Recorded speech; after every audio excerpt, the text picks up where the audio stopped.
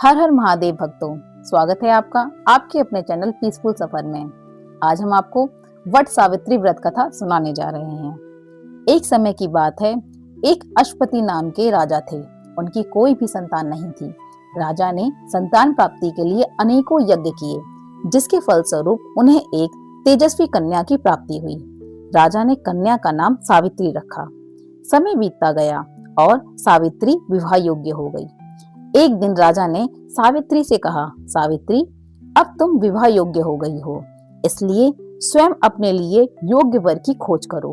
पिता की बात मानकर सावित्री मंत्रियों के साथ यात्रा पर निकल गई। अनेक ऋषियों के आश्रमों में, तीर्थ में और जंगलों में घूमने के बाद वह राजमहल लौट आई। संयोगवश उस समय उसके पिता के साथ देवर्षि नारद भी थे।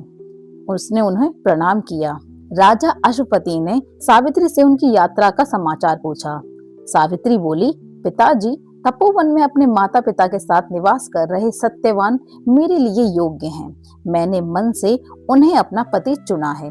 सावित्री की बात सुनकर देवर्षि नारद चौंक उठे और बोले, राजन, सावित्री ने तो बहुत बड़ी भूल कर दी है। यह सुन अश्वपति चिंतित हो गए और बोले, हे देवर्षि, सत्यवान में ऐसा कौन सा अवगुण है?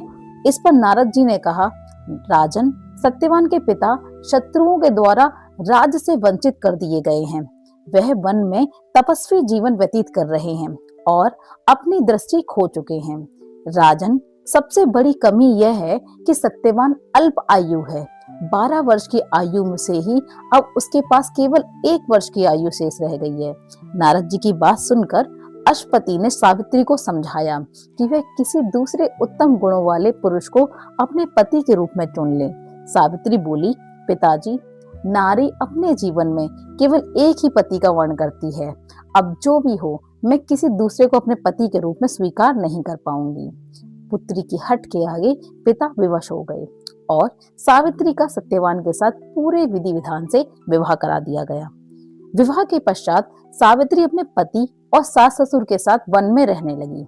जैसे जैसे समय बीतता जा रहा था, सावित्री के मन का भय बढ़ता ही जा रहा था। नारद जी के कहे अनुसार जब उसके पति की आयु मात्र 4 दिन बची थी, तब सावित्री ने 3 दिन पहले ही व्रत रखना प्रारंभ कर दिया। अतः वह दिन भी आ चुका जब सत्यवान की मृत्यु निश्चित थी। चौथे दिन जब सत्यवान लकड़ियां लेने वन जाने लगा, तब सावित्री बोली, नाथ, मैं भी आपके साथ वन चलूंगी। सत्यवान के मना करने पर भी वह सास ससुर की आज्ञा लेकर अपने पिता के साथ वन में चली गई।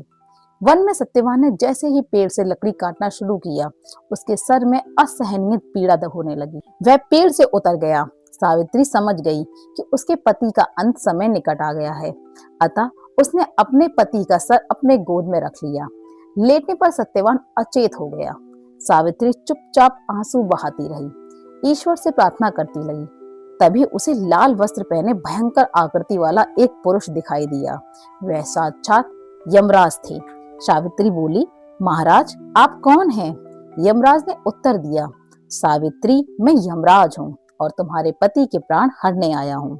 सावित्री बोली, प्रभु, संसारिक प्राणियों को लेने को आपके दूत आते हैं, क्या कारण है कि आपको स्वयं आना पड़ा? यमराज ने उत्तर दिया, सावित्री, सत्यवान धर्मात्मा तथा गुणों का सागर है। मेरे दूत इन्हें ले जाने के योग्य नहीं हैं, इसलिए मुझे स्वयं आना पड़ा। ऐसा कहकर यमराज ने सत्यवान के शरीर से प्राणों को निकाला और उसे लेकर वह दक्षिण दिशा की ओर यमलोक को जाने लगे। सावित्री भी उनके पीछे पीछे चलने लगी। सावित्री को अपने पीछे आता देख यमराज बोले, सावित्री, तुम मेरे पीछे कहाँ आ रही हो? सावित्री बोली, मेरे पति कहाँ जाएंगे, मैं वहां जाऊंगी, यही मेरा धर्म है। यमराज के बहुत समझाने पर भी सावित्री नहीं मानी।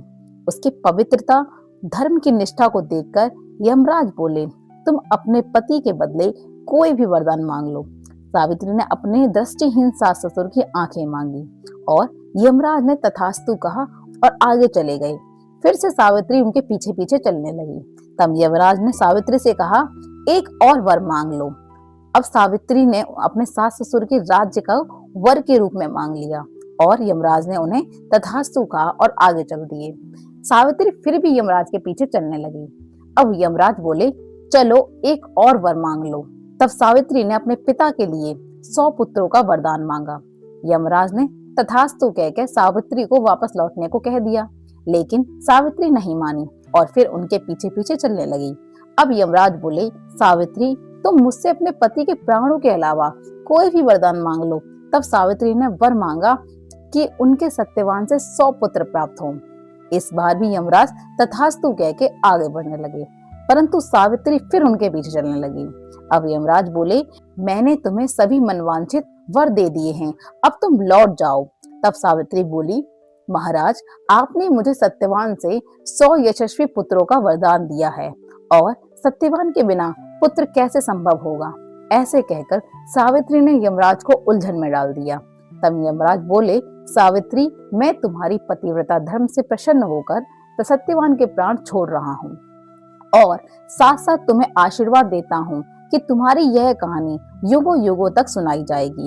यह कहकर यमराज ने सत्यवान के प्राण छोड़ दिए और यमलोक को लौट गए। तब सत्यवान और सावित्री अपनी कुटिया में पहुंचे। वहां उनके माता पिता की आंखों की दृष्टि भी लौट आई थी और उन्हें अपना खोया हुआ राज पुनः मिल गया था। बोलो वट सावित्री मैया की जय।